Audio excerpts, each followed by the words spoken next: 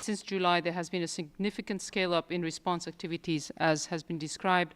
At least 2.2 million people have benefited from enhanced access to food, up from 770,000 before July.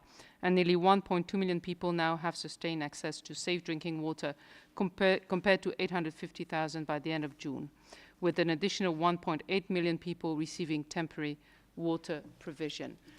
And still not completely repaired. In Somalia's capital, Mogadishu, the rains have flooded the shelters of some 2,800 people in Sigale IDP camp. In response, we are distributing 4,500 assistance kits with plastic sheets, supporting sticks, plastic buckets and soap. More distributions are planned for some of the worst affected IDP camps there.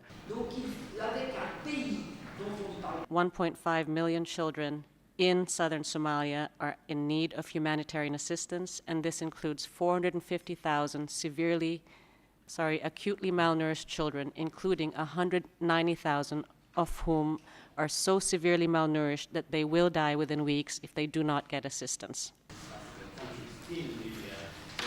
Cholera epidemic is ongoing in Somalia. During the first 2 weeks of October, 2,810 cases of acute watery diarrhea with 66 related deaths were reported in the south and the central zone.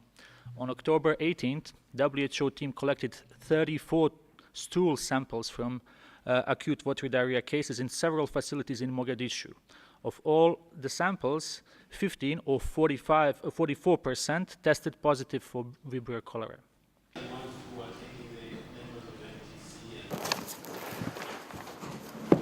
One of the major challenges of the rainy season is to get seeds into place in the main growing areas.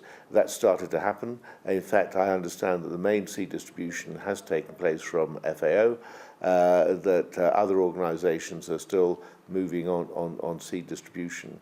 And what we need to ensure now is that there are people who will undertake the planting and invest their labour in the situation. But the rains also bring bad news, in that they bring problems in terms of disease.